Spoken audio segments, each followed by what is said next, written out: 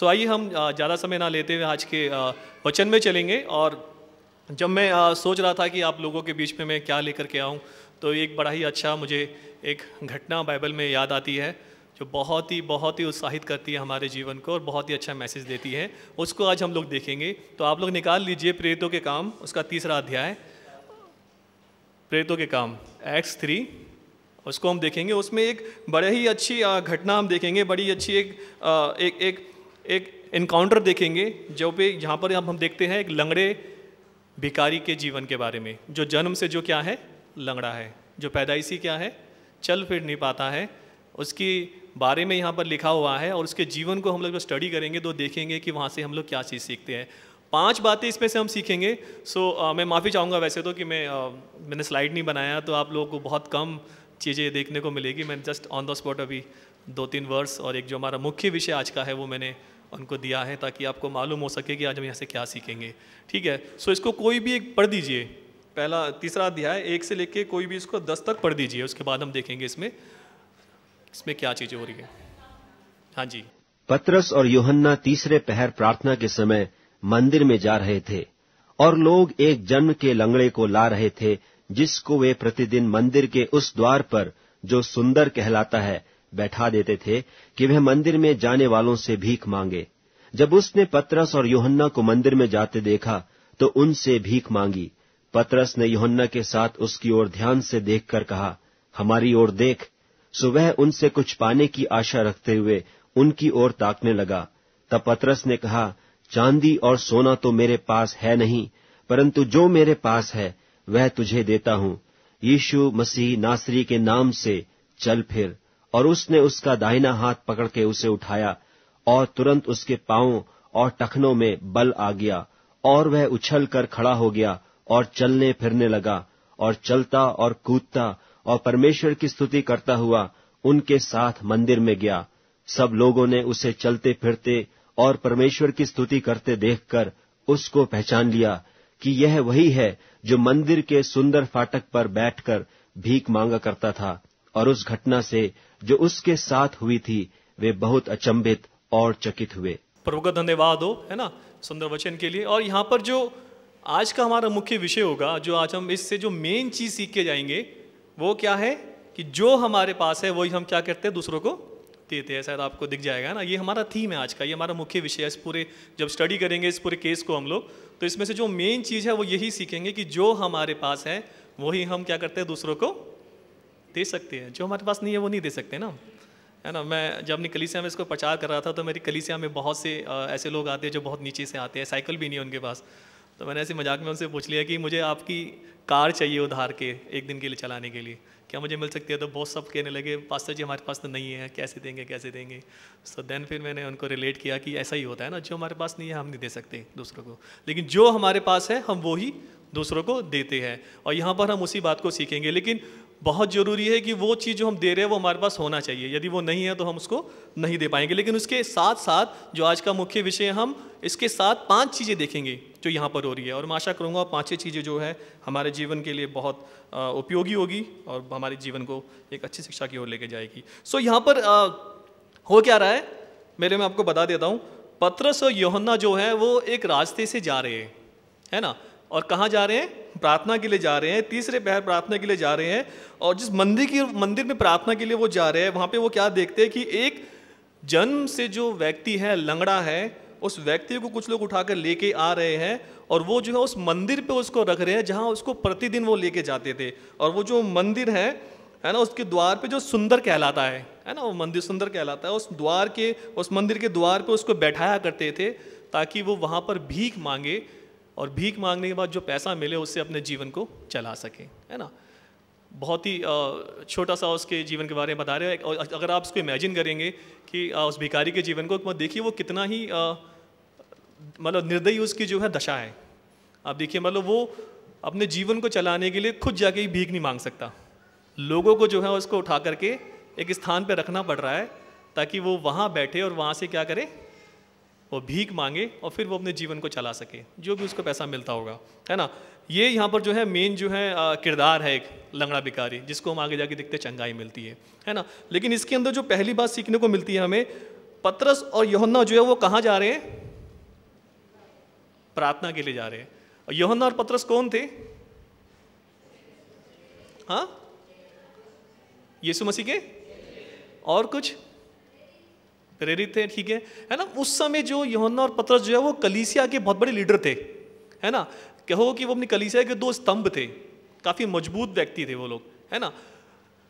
कभी कभार क्या होता है, हमें लगता है कि जो प्रार्थना है उसको हम लोग बहुत इंपॉर्टेंस अपनी लाइफ में नहीं देते। जो पहली बात सीखने को मिलती है कि प्रार्थनाओं को हमें जो है अपने जीवन में महत्व देने की आवश्यकता है। कितनी बार हम प्रार्थनाओं को अपने जीवन में बहुत ही कैजुअल लेते हैं, लेकिन यहाँ पर जो कलीसिया के स्तंभ हैं, बड़े लीडर है, बहुत बिजी भी है, प्रचार कर रहे हैं, चंगाइयाँ कर रहे हैं, वो भी कहाँ जा रहे हैं? प्रार्थना के लिए जा रहे हैं। मंदिर जा रहे हैं लेकिन प्रार्थना के लिए जा रहे हैं। वो प्रार्थना को अपने जीवन में महत्व दे रहे हैं, क्योंकि वो जानते हैं जो प्रार्थना है उसका महत्व क्या है। और अगर आप देखेंगे यहाँ तीसरे पहर लिखा हुआ है, तो थोड़ा थियोलॉजी अगर इसकी देखेंगे आप, तो उस समय क्या हुआ करता था, पुराने टाइम में भी नियम बना हुआ था कि 3 समय हुआ करते थे लाइफ में, पूरे दिन भर में 3 टाइम हुआ करता था जहाँ पे लोग प्रार्थना के लिए जाया करते थे। अगर आप दानियल 6 का 10 पढ़ेंगे और भजन संहिता 5 का 3 पढ़ेंगे, तो वहाँ पे इस बात को पाएंगे कि दानियल भी जो है, जब उसको प्रार्थना की आवश्यकता हुई तो उसने अपने घर में एक खिड़की बनवा रखी थी जो यरूशलेम की तरफ खुलती थी, और वो उस खिड़की को खोल के दिन के समय प्रार्थना करने के लिए, जो नियम था उस समय, सुबह, दिन में और फिर रात को, तीनों पहर जो है वो प्रार्थना क्या करते थे। और वो खिड़की खोल के यरूशलेम की तरफ बैठ के प्रार्थना क्या करता था, है ना। दानियल भी छोटा व्यक्ति नहीं है। और यहाँ पर यूहन्ना और पतरस भी जो है, जो कलीसिया के स्तंभ है, वो भी प्रार्थना को महत्व दे रहे हैं। और परमेश्वर यीशु मसीह ने भी क्या करा, प्रार्थनाओं को महत्व दिया। आप यीशु मसीह की लाइफ को देखेंगे, वो खुद परमेश्वर है, लेकिन फिर भी आप देखेंगे उसने हर जगह प्रार्थनाएं करी। कितनी बार तो ये हुआ करता था कि जब भीड़ आया करती थी, उसे घेर लिया करती थी, तो चुपचाप से पीछे से निकल जाया करते थे और प्रार्थना में समय बिताया करते थे, है ना, यीशु मसीह। मैं इस बात को जब मैं पढ़ रहा था तो मुझे याद आ रहा था, पिछले संडे हम देख रहे थे कि आपके पास्टर कैसे आपको मोटिवेट कर रहे थे प्रार्थना में समय बिताने के लिए, है ना। तो मुझे लगा काफ़ी अच्छा पॉइंट है ये कि हम इसको सीख सके कि प्रार्थना बहुत महत्वपूर्ण है। प्रभु के वचन में लिखा हुआ है कि तुम मुझसे प्रार्थनाएं करो तो तुम्हें कैसी बातें बताऊंगा, ऐसी अद्भुत बातें जो तुम्हारी समझ से परे हैं। कितनी बार क्या होता है, सारी बातें आपको पास्टर से या काउंसलर से सीखने की जरूरत नहीं है। परमेश्वर खुद हमसे बात करना चाहता है, परमेश्वर खुद आप लोगों को समझाना चाहता है, बताना चाहता है, आपकी लाइफ की जो प्रॉब्लम चल रही है उसका आंसर खुद आपसे बात करके देना चाहता है। लेकिन शर्त यह है कि उससे प्रार्थना तो करिए, प्रार्थना में समय तो बिताइए। आज के प्रैक्टिकल लाइफ में हो सकता है हम लोग बिजी हो, जैसे वहाँ नियम था, हम नियम नहीं बना सकते हैं। शायद हमारा सुबह का मॉर्निंग का शिफ्ट हो, आफ्टरनून में ऑफिस के अंदर हो हम लोग, लेकिन एटलीस्ट हम एक समय जरूर बना सकते हैं जिसके अंदर हम प्रार्थना में समय बिता सकें, है ना, प्रार्थना में समय बिता सके। तो प्रार्थना का महत्व जानिए, प्रार्थना को महत्व यूहन्ना पतरस यहाँ पे दे रहे हैं। और उसी समय जो है वो उस भिखारी के साथ उसका एनकाउंटर हो रहा है ना, वो उसके साथ जो है मिल रहे हैं। और दूसरी बात जो सीखने को मिलती है हमें यहाँ पर, वो वर्ष जो है 4 से 5, 3 के अंदर तो हम देखते हैं किस तरह से उसने 2 और 3 के अंदर लंगड़े भिखारी के बारे में देखते हैं कैसे वो बहुत ज़रूरतमंद व्यक्ति है और बहुत ही ऐसा व्यक्ति है जिसका वो खुद जाकर के भीख नहीं मांग सकता, लोग उसे उठा के लेके आ रहे हैं भीख देने के लिए। लेकिन जब यूहन्ना और पतरस को देख के उसने कुछ मांगा कि वो उसे कुछ दे, तो आप देखिए एक भिखारी जब कुछ मांग रहा है तो उसकी उम्मीद क्या होगी कि उसको क्या मिले बदले में, पैसा ही मिले ना, और कुछ तो नहीं चाह रहा होगा ना, वो पैसा ही मिले। बहुत से लोग हमारे पास मदद के लिए आते हैं, यहाँ लंगड़े भिखारी का हम एग्जांपल देख रहे हैं, लेकिन बहुत से लोग आते हैं जब वो डायरेक्टली हमें अपनी आवश्यकता बताते हैं तो हमें मालूम होता है कि उसको जिस चीज़ की उसको आवश्यकता है हमें उसको वो देनी है। लेकिन यहाँ पे पतरस और यूहन्ना जो है कुछ और कर रहे हैं। क्या कर रहे हैं, सबसे पहले देखेंगे आप 4 पद में लिखा हुआ है, कहता है पतरस ने यूहन्ना के साथ उसकी ओर ध्यान से क्या करा, देखा। जब मैं आपको स्टडी कराऊंगा तो मैं शब्दों पे बहुत ध्यान दूंगा, तो आप शब्दों के ध्यान पे शब्दों के मतलब को बहुत समझिएगा। ध्यान देने का मतलब क्या है, वो डायरेक्टली उसकी मदद नहीं कर रहा है। कितनी बार क्या होता है जब हम लोग रास्ते में जा रहे होते हैं, कुछ लोग गाड़ी से जा रहे होंगे, दिल्ली में तो बहुत होता है, लोग आते हैं पैसे मांगते हैं ना, और हम लोग क्या करते हैं, देखते भी नहीं है क्योंकि हमें पता है ये भीख मांग रहा है, और हम लोग अपने गाड़ी में देखते हैं कुछ चिल्लड़ पड़ा या कुछ खुला पैसा पड़ा, उठाते हैं और ऐसे दे देते हैं ना, यही होता है ना, हमें पता होता है। अब उस पैसे का कुछ भी करे, वो मांगने वाला कोई भी हो, उसको पैसे की ज़रूरत है या नहीं है कोई मतलब नहीं है, बस हमें पता है कि हमें उसको कुछ देना है, भीख देनी है, हेल्प करनी है उसकी। लेकिन यहाँ पे वो दोनों क्या कर रहे हैं, वो ऑब्जर्व कर रहे हैं उसको, उन्होंने ध्यान से देखा कि जो भीख मांग रहा है है ना। ध्यान से देखने का मतलब है वो मतलब एक तरह से उस केस की स्टडी कर रहा है, वो उसको देख रहा है, वो ऑब्जर्व कर रहा है कि हाँ भाई इसको किस चीज़ की क्या है आवश्यकता है। वो उसकी नीड को जो है ऑब्जर्व कर रहे हैं दोनों खड़े होकर। यहाँ पे ऐसा लिखा नहीं हुआ, लेकिन मैं समझता हूँ जब वो आपस में एक दूसरे को देख के उसके ओर देख रहे हैं, क्योंकि यहाँ लिखा है पतरस यूहन्ना ने एक दूसरे की ओर देखा, तो हो सकता है उन्होंने कुछ बातचीत भी करी हो, है ना, कुछ बातचीत भी करी हो, विचार विमर्श भी किया हो कुछ देर के लिए सही, कि इसे भीख देनी चाहिए नहीं देनी चाहिए, चलो इसको देखते हैं, इसी कंडीशन को देखते हैं, चेक करते हैं ये किस सहायता के ये योग्य है ना। और फिर जब वो देख लेते हैं उसकी कंडीशन को कि हाँ वो सच में जो है क्या है, जन्म से जो है लंगड़ा है, अब वो कहीं ना कहीं समझ गए इसको किस चीज़ की आवश्यकता है। ऑब्जर्व करना बहुत ज़रूरी है। किसी की सहायता जब मदद करते हैं हम लोग, तो ऑब्जर्वेशन जो है बहुत ज़रूरी है प्रार्थना के साथ, है ना। तो वो ऑब्जर्व किया, उन्होंने देख लिया, फिर वो क्या बोलते हैं उसको, उसी के आगे बड़ी अच्छी बात लिखी है, कहते हैं कि हमारी ओर देख, हमारी ओर देख। कितनी बार क्या होता है हम लोग, जैसे मैंने बताया कि हम लोग जब मदद करना चाहते हैं किसी की, या फिर किसी की भी हेल्प करते हैं, खासकर ऐसे लोगों की जो भीख मांगते हैं, हम लोग क्या है उनके ध्यान को केंद्रित नहीं करते हैं ना। जब वो कह रहा है कि हमारी ओर देख, तो एक्चुअल में वो उसके ध्यान को अपनी ओर केंद्रित करना चाह रहा है, यानी वो ये चाहता है कि वो व्यक्ति देखे कि जो अब हम उसको देने जा रहे हैं, या जो उसको हम उसके जीवन में उड़ेलना जा रहे हैं, वो देख सके वो कहाँ से आ रहा है, वो कहाँ से आ रहा है। कितनी बार क्या होता है हम लोग अपनी लाइफ में ना, प्रैक्टिकल बातें भी देखेंगे हम लोग, कितनी बार क्या होता है अपनी लाइफ में हम लोग लोगों की मदद करते हैं ना, तो हम उनको ऑब्जर्व करते, हो सकता है जब आप ऑब्जर्व करेंगे तो उस व्यक्ति की नीड कुछ और ही निकले। मैं अपनी वाइफ से बात कर रहा था, कलीसिया में बहुत से लोग होते हैं, वो शायद अपनी बेरोजगारी की वजह से पैसे की हेल्प मांगते हैं ना, और हम सोचते हैं कि सिर्फ पैसे की हेल्प कर दो, बात खत्म। लेकिन जब ऑब्जर्व करते हैं, देखते हैं, तो हो सकता है कि शायद आपके पास उससे अच्छा उसके लिए कुछ हो सकता है आपके पास कोई अच्छी जॉब हो जिससे आप उसकी मदद करें, वो अगले महीने दोबारा पैसा ना मांगे। जब तक स्टडी नहीं करेंगे सही हेल्प नहीं कर पाएंगे। हो सकता है उसे किसी और चीज़ की आवश्यकता हो, शायद उसकी जॉब हो, वो अपना जो है अपने पैसे को ठीक से मैनेज नहीं कर पा रहा है, आपके पास कोई काउंसलर हो या आपको तरीका पता हो, आप उसकी मदद के साथ वो मदद कर सकते हैं। ये तब होता है जब आप ध्यान से केस को स्टडी करते देखते हो। पतरस और यूहन्ना वही कर रहे हैं, वो देख रहे हैं, और साथ साथ वो ये भी कह रहे हैं कि जब वो ध्यान केंद्रित कर रहे हैं तो वो चाहते हैं कि जिसकी वो मदद करने जा रहे हैं वो इस बात को समझे और देखे कि जो मदद है वो कहाँ से होने वाली है। कितनी बार हम लोगों के लिए जो है प्रार्थनाएं करते हैं उनकी मदद के लिए, लेकिन लोगों को पता भी नहीं होता है, ऐसा होता ही नहीं होता है। हमारे कलीसिया में 9 बजे का टाइम है प्रार्थना का, मोस्टली डीवीएफ में ऐसा ही है, और बहुत से प्रे पॉइंट आते हैं, किसी थर्ड पर्सन ने उसको भी किसी और ने बोला, उसको बोला है, उसके लिए प्रार्थना हो रही है, उसको पता ही नहीं उसके लिए प्रार्थना हो रही है, और शायद परमेश्वर ने काम भी किया है, और शायद वो हमारे साथ साथ कहीं और भी जाके उसने अपनी प्रार्थना की अर्जी लगाई है, अब वो किसी और को वर्शिप कर रहा है, क्योंकि हम शायद टच में नहीं है ना, हमने उनका ध्यान केंद्रित नहीं किया कि हम आपके लिए जो है प्रार्थना कर रहे हैं, हम आपके लिए कुछ करने जा रहे हैं। तो केस स्टडी जब हम करते हैं और ध्यान केंद्रित करते हैं तो सही मायने में जो मदद हो रही है, एक तो सही मदद कर पाते हैं हम, दूसरी जो है एक जो मदद हम कर रहे हैं उसके महत्व को जो व्यक्ति जो है समझ पाता है कि मदद कहाँ से होने वाली है, और वही होता है। अब आते हैं हमारे मुख्य जो आज की शिक्षा है उसके ऊपर। जब उन्होंने केस स्टडी को किया, देखा अच्छे से कि इसको एक्चुअल में किस चीज़ की आवश्यकता है, और उसको देने से पहले उन्होंने ध्यान केंद्रित किया ताकि वो जान सके कि जो सहायता जो करने वाले, जो देने वाले, वो कहाँ से आ रही है, कहीं और से नहीं आ रही है, कहाँ से आ रही है। अब देखिए, आप 6 पद पढ़िए जहाँ पे बड़े अच्छे से वो बोलता है, पढ़ दीजिएगा मेरे लिए। तब पतरस ने कहा, चांदी और सोना तो मेरे पास है नहीं, परंतु जो मेरे पास है वह तुझे देता हूँ। यीशु मसीह नासरी के नाम से चल फिर। Very good. कहता है चांदी और सोना तो मेरे पास नहीं है। आप सोचिए, एक भिखारी रोज मंदिर के बाहर बैठ के भीख मांगता है, और आज 2 व्यक्ति खड़े होकर उसको देख रहे हैं, मेरी ओर देख। और हम देखेंगे 4 पद के नीचे 5वें पद में भी लिखा हुआ है कि उसने बड़ी आशा से उसकी ओर देखा, है ना। अगर कोई व्यक्ति आपसे, यदि मैं आपसे पैसे मांगूंगा ना, मुझे हेल्प चाहिए, और आप मुझे बोले कि ठीक है कल शाम को 5 बजे मेरे घर पे आ जाना, तो मेरी उम्मीद क्या होगी कि आज तो पास्टर मनोवा मुझे घर बुला रहे हैं तो मुझे पैसे दे देंगे ना, है ना। उसने उसी आशा के साथ उसकी ओर देखा, लेकिन पतरस उसे क्या दे रहा है, वो कह रहा है कि मेरे पास सोना और चांदी तो है नहीं, लेकिन जो मेरे पास है मैं तुझे वो दे रहा हूँ। और वो क्या दे रहा है, यीशु मसीह नासरी के नाम से चल और फिर। उसने यीशु मसीह को उसको दिया। जब मैं इसको पढ़ता हूँ तो मैं सोचता हूँ कि यूहन्ना पतरस के पास क्या देने के लिए पैसे नहीं थे, शायद होंगे।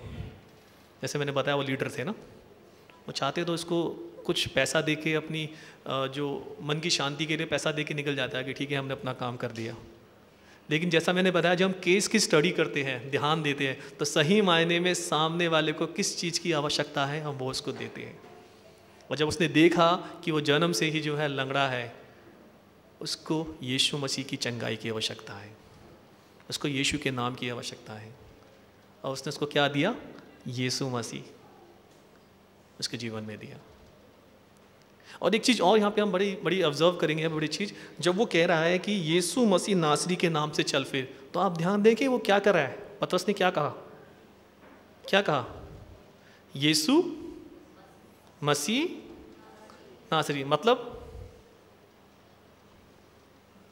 क्यों ये पतरस ने तीनों चीज़ें बोली?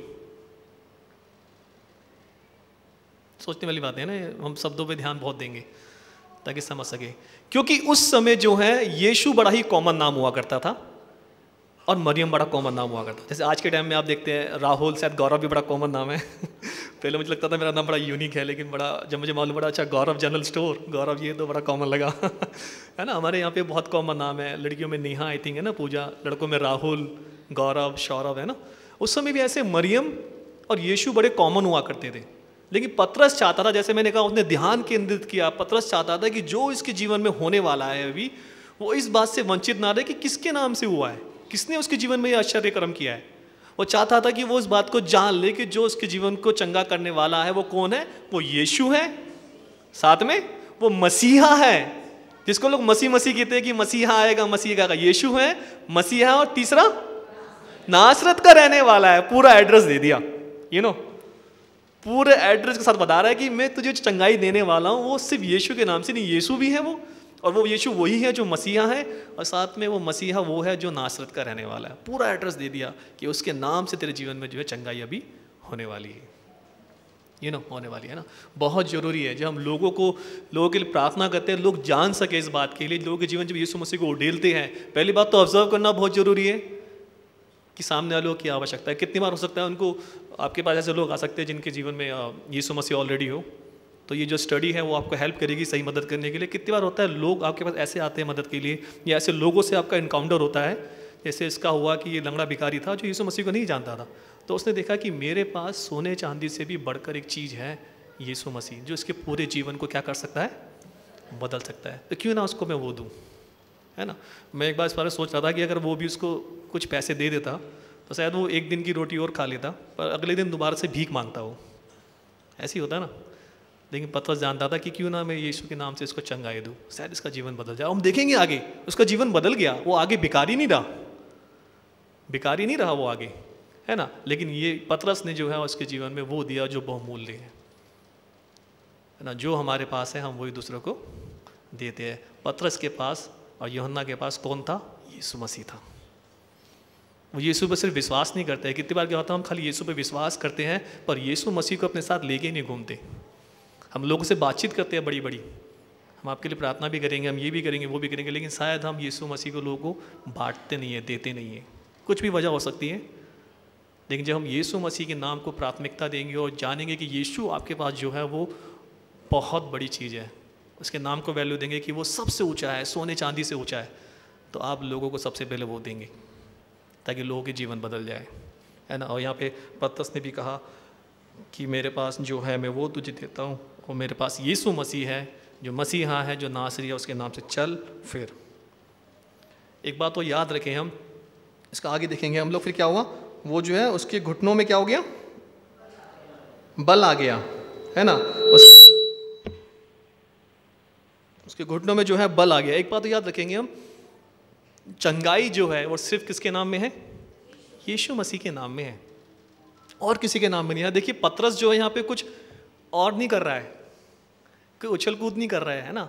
आज के संदर्भ में इस बात को समझने की बहुत आवश्यकता है, जहाँ पे लोग जो है बहुत ज़्यादा भटक जाते हैं ना। लोगों को लगता है कि भाई उस पास्टर के दवा सामर्थ है, उस पास्टर के पास जाओ तो चंगाई मिल जाएगी, उस कलीसिया में जाओ तो चंगाई मिल जाएगी, ऐसे हो रहा है ना।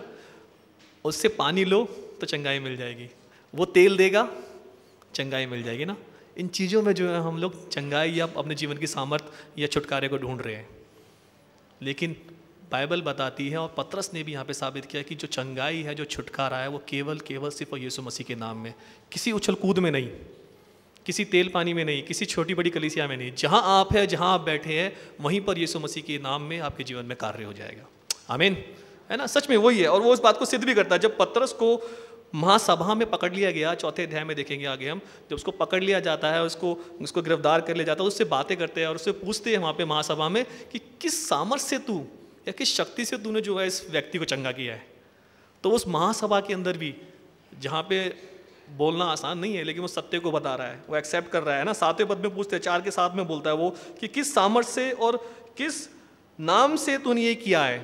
तो वो जो है 4 का 10 में और 12 में इस बात को बताता है कि कहता है कि यीशु मसीह नासरी के नाम से, जिसको तुमने क्रूस पे चढ़ा दिया था, उसके नाम से जो है मैंने इसको चंगा किया है। उसी के नाम ने चंगा किया है, कुछ और नहीं किया मैंने, कोई और सामर्थ्य नहीं है मेरे पास। जैसे आजकल के लोग बहुत सी चीज़ें ले घूम रहे होते हैं ना, और कुछ नहीं है मेरे पास, कह रहा है वो, कोई तेल नहीं, कोई पानी नहीं माफ़ कीजिएगा, लेकिन सत्य है आज के टाइम में नहीं कि हो रहा है हमारे आसपास। वो कह रहा है कि कुछ नहीं, सिर्फ उस यीशु के नाम से जिसको तुमने क्रूस पे चढ़ा दिया था, इसने चंगाई पाई है। फिर 12 पद में भी कहता है वो, किसी दूसरे के नाम के द्वारा उद्धार नहीं, क्योंकि स्वर्ग के नीचे मनुष्यों में और कोई दूसरा नाम नहीं दिया गया जिसके द्वारा हम क्या पाए, उद्धार को पाए। सिर्फ यीशु मसीह, ओनली जीसस, और कोई नहीं। तो याद रखिए, सिर्फ यीशु के नाम में ही चंगाई है, यीशु के नाम में जीवन का परिवर्तन है। उससे बेहतर आप किसी को कुछ दान में नहीं दे सकते। और एक जगह लिखा हुआ यीशु का नाम जो हमें मुफ्त मिला है, दान में, सेत में मिला है, तो क्यों ना हम लोगों को दे। लेकिन उससे पहले हमें जानना आवश्यक जरूरी है कि क्या वो हमारे पास है या नहीं है, या बस हम भी चल ही रहे हैं, या ना, जो हमारे पास है हम वही दूसरों को देते हैं। यदि आप यीशु मसीह के नाम के महत्व को समझते हैं, उसकी इंपॉर्टेंस को समझते हैं, तो आप दूसरों को भी वो देंगे, जैसे पतरस ने और यूहन्ना ने यीशु मसीह को दिया। ठीक है,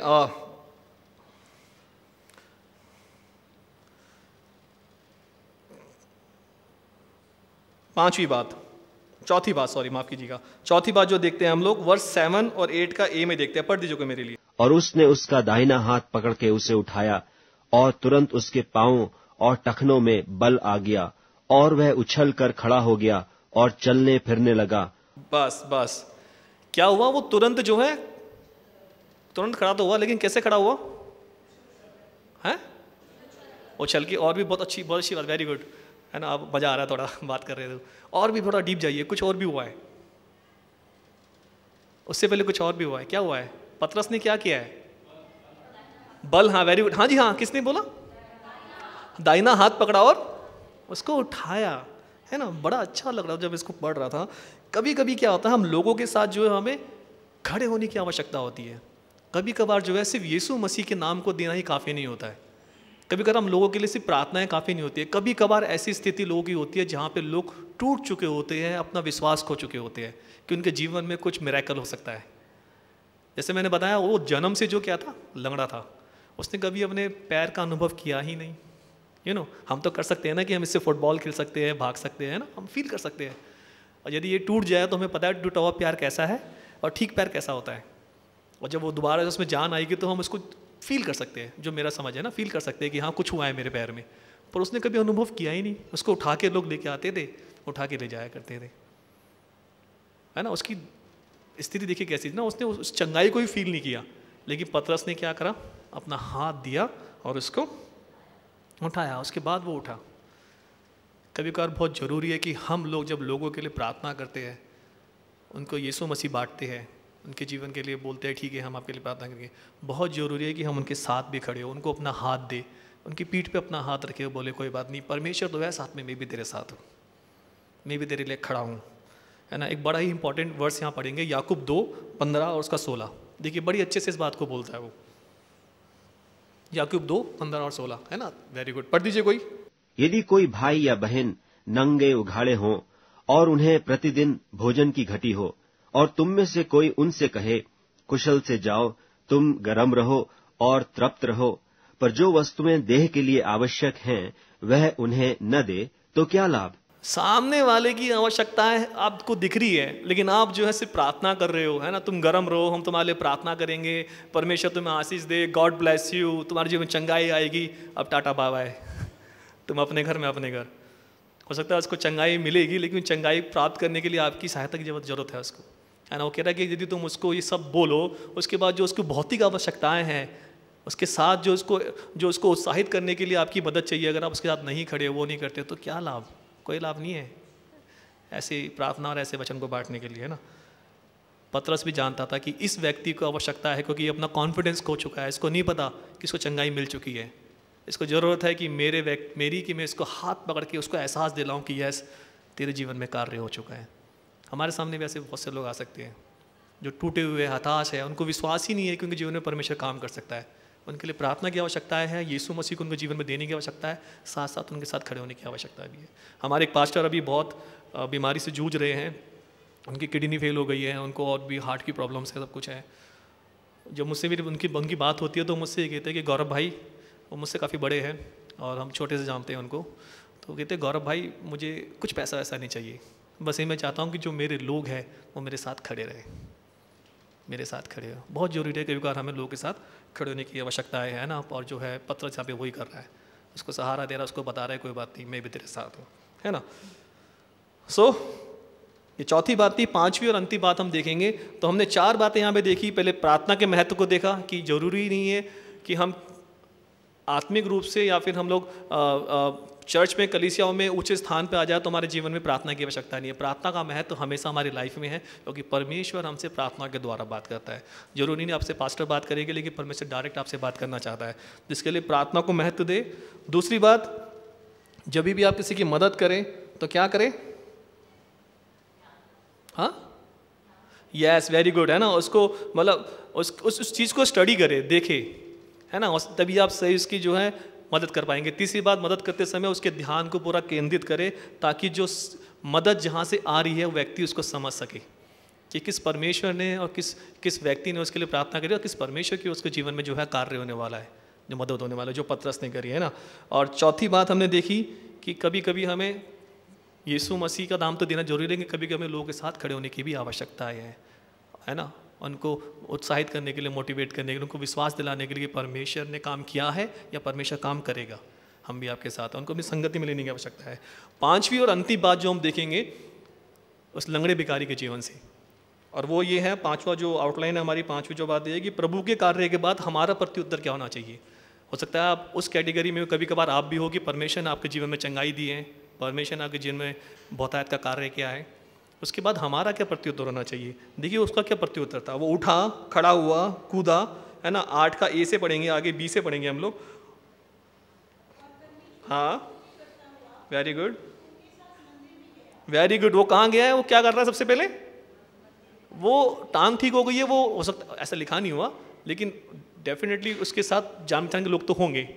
वो उनके पीछे भाग के नहीं गया, देखो मैं तो ठीक हो गया हूँ। उसने उसी समय तुरंत प्रभु यीशु मसीह को पहचान लिया, है ना। और उसी समय उसने क्या करी, उस परमेश्वर की आराधना स्तुति करने का निर्णय ले लिया। और वो क्या कर रहा है, उस परमेश्वर की स्तुति, जिसने उसको चंगा किया है उसको महिमा दे रहा है, उसकी स्तुति कर रहा है ना। वो उसकी स्तुति करता हुआ चला गया। और उसके बाद दूसरी चीज क्या हो रही है, देखिए पढ़ना बहन आगे।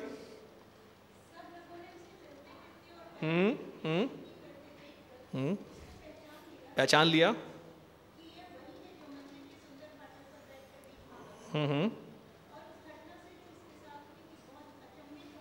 यस, लोगों के बीच में क्या हुई, उसकी चंगाई क्या बनी, गवाही बनी।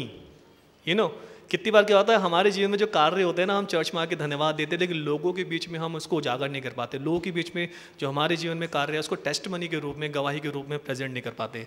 और वो क्या कर रहा है, उस परमेश्वर की स्तुति कर रहा है पहले, जो उसके जीवन में कार्य है उसके बाद का काम कर रहा है। वो पहले परमेश्वर की स्तुति कर रहा है और दूसरा उस परमेश्वर के अपने जीवन से जो है गवाही दे रहा है।